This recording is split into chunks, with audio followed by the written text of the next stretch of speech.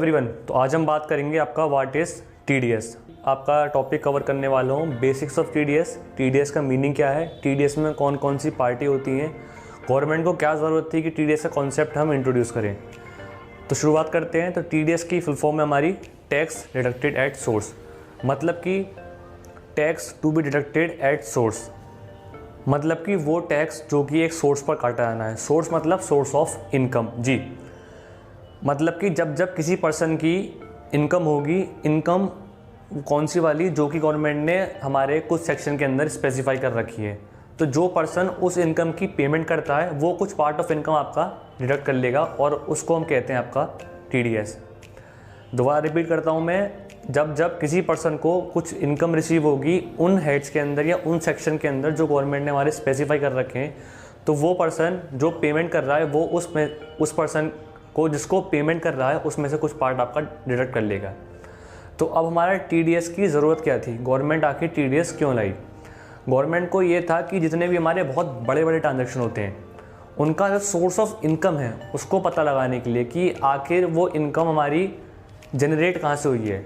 तो गवर्नमेंट को ये लगा कि हम एक काम करते हैं कि जितनी भी पर्सन को बहुत बड़ी, फॉर एग्ज़ाम्पल 1 लाख 2 लाख कुछ जो इनकम होती है, तो जब वो पर्सन उस इनकम को रिसीव करे तो जो पर्सन उस इनकम की पेमेंट कर रहा हो वो कुछ पार्ट उस इनकम का डिडक्ट कर ले और बाकी रेस्ट ऑफ द पेमेंट उसको दे दे।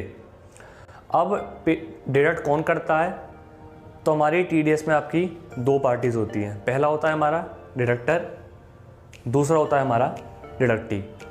तो जो पर्सन हमारा पार्ट ऑफ इनकम में से कुछ डिडक्ट करता है एज अ टीडीएस, उसको हम कहते हैं आपका डिडक्टर, और जिस पर्सन का टीडीएस कटता है उसको हम कहते हैं आपका डिडक्टी। अब है कि हमारे डिडक्टर की क्या क्या रिस्पॉन्सिबिलिटी होती है। पहली रिस्पॉन्सिबिलिटी हमारे डिडक्टर की होती है कि वो अपना 10 नंबर ऑब्टेन करे, क्योंकि हर किसी को अलाउड नहीं है कि वो टीडीएस डिडक्ट कर सके। तो पहली उसकी रिस्पॉन्सिबिलिटी है कि वो ऑनलाइन या कोई भी तरीका हो उससे गवर्नमेंट को फाइल करे और अपना 10 नंबर ऑब्टेन करे। दूसरी उसकी रिस्पॉन्सिबिलिटी होती है कि अगर फॉर एग्जांपल मैं एक सेक्शन का नाम बताता हूँ आपको 194C, उसमें ये है कि अगर आप कॉन्ट्रैक्ट सर्विसेज लेते हैं तो उसके अगेंस्ट कुछ पेमेंट करते हैं, उस अमाउंट से ऊपर जो कि हमारा अमाउंट की लिमिट है सेक्शन के अंदर, तो आपकी ड्यूटी है कि आप उसमें से कुछ परसेंट टीडीएस काटें। फॉर एग्जांपल अगर कंपनीज़ को आप पेमेंट करते हैं तो आपकी ड्यूटी है आप 2% टीडीएस काटें। अगर आप इंडिविजुअल को पेमेंट करते हैं तो आपकी ड्यूटी है कि आप 1% टीडीएस काटें। तो अगर वो पर्सन मान लीजिए कॉन्ट्रैक्ट सर्विसेज लेता है और उसको पेमेंट करता है तो उसकी ड्यूटी है कि वो टीडीएस काट के ही उसको पेमेंट दे। तीसरी उसकी रिस्पॉन्सिबिलिटी है, उसने टीडीएस तो काट लिया तो वो उस टीडीएस का आखिर करेगा क्या। उसकी रिस्पॉन्सिबिलिटी है जो उन्होंने टीडीएस काटा है वो थ्रू चालान नंबर 281 उसके थ्रू गवर्नमेंट को उस टीडीएस की पेमेंट करे। अब बात आती है हमारी डिडक्टी की रिस्पॉन्सिबिलिटी क्या है। पहली डिडक्टी की रिस्पॉन्सिबिलिटी है कि वो अपना पैन नंबर, ये डिडक्टर की भी है और डिडक्टी की भी रिस्पॉन्सिबिलिटी है। डिडक्टर की रिस्पॉन्सिबिलिटी है कि वो उस पैन नंबर को ऑब्टेन करे। डिडक्टी की रिस्पॉन्सिबिलिटी है कि अगर आपसे डिडक्टर आपका पैन नंबर मांग रहा है तो आप पैन नंबर अपने डिडक्टर को दें।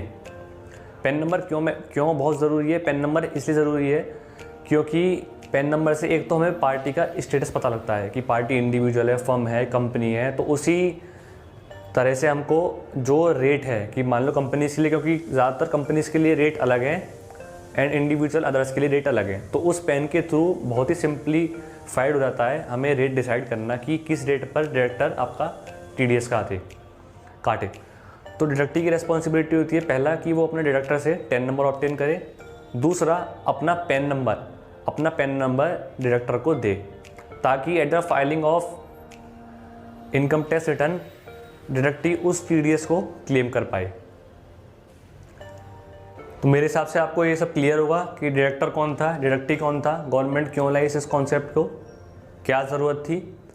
अब एक तरह से जो एक ऑब्जर्वेशन है वो हम ये भी कह सकते हैं कि हमारा टीडीएस जो होता है वो एक तरह से आपका एडवांस टैक्स होता है, लेकिन हम उसको एडवांस टैक्स इसलिए नहीं बोलते क्योंकि जिस पर्सन की इनकम है वो खुद गवर्नमेंट को डायरेक्टली उसको जमा नहीं करता, जमा कोई और पर्सन करता है, इसलिए हम उसको एडवांस टैक्स नहीं कह सकते। लेकिन हाँ, वो एक तरह का हमारा एडवांस टैक्स ही है क्योंकि जो भी मेरी इनकम हुई उसके रेस्पेक्ट में कुछ ना कुछ परसेंटेज मेरा एज अ टैक्स कटता जा रहा है और उसको मैं नहीं, कोई थर्ड पार्टी जमा करती है जिसको हम बोलते हैं डिडक्टर। तो बस इस वीडियो में यही था, और आगे भी मैं आपको बताऊंगा कि इसकी ऑनलाइन फाइलिंग कैसे होती है, कैसे मैं आपको बताऊंगा कि TDS कैसे आपका लिंक होता है इनकम टैक्स से, कैसे जो हम TDS की रिटर्न फाइल करते हैं वो हमारे 26A से लिंक करती है। तो thank you for watching the video and press like and subscribe.